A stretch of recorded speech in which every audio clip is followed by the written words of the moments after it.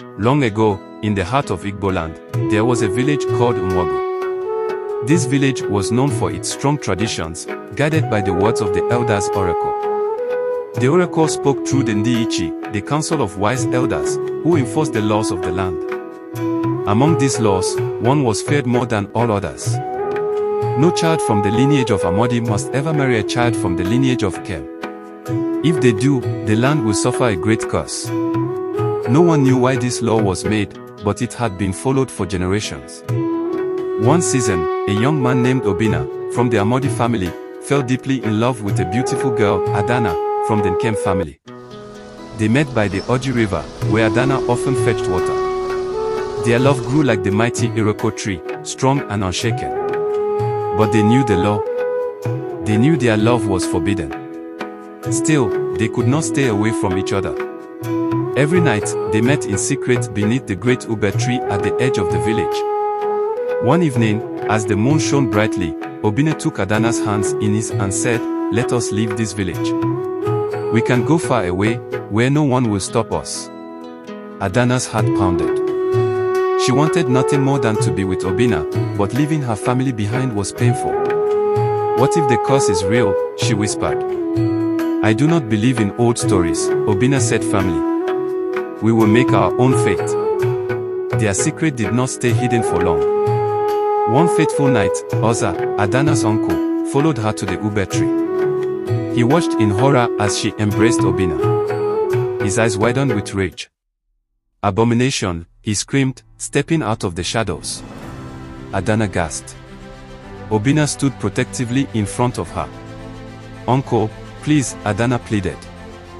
But Oza ran back to the village, sounding the alarm. The gong was beaten. The Ndiichi gathered.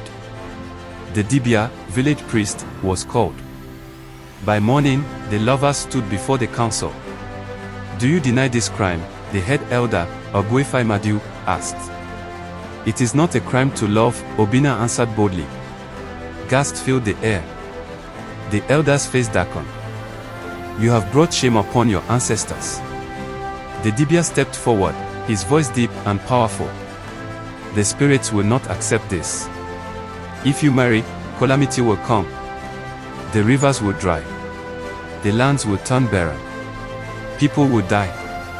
Tears streamed down Adana's face. Obina clenched his fist.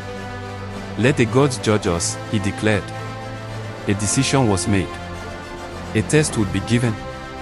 If the gods allowed their love, they would be free.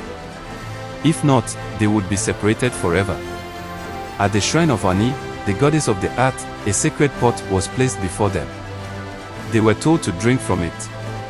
If they survived, their love was true. If they perished, it meant the gods rejected their union. The village held its breath as Obina and Adana took the pot together and drank. Moments passed. Silence. Then, Adana clutched her stomach, her face twisting in pain. Obina's knees buckled. He gasped for air. The Dibia shook his head. "The gods have spoken." Obina and Adana were separated. Adana was taken to her uncle's home, locked away from the world.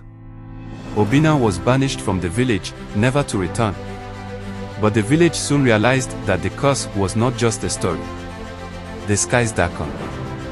Rain refused to fall. The Oji River dried up. Crops withered. Strange sicknesses spread. The people wailed. The elders returned to the oracle, begging for mercy. The answer came. The land weeps for lost love. Until their souls reunite, peace will not return. The villagers searched for Obina, but he had disappeared. Adana, heartbroken and weak, refused to eat. One night, when the moon was full, she escaped from her uncle's house and ran to the ube tree where she had last seen Obina. She whispered his name. A soft wind blew. A voice called back, his voice. Adana smiled, tears in her eyes. She lay down beneath the tree and closed her eyes forever. By morning, the rains returned. The land was healed. But the lovers were gone.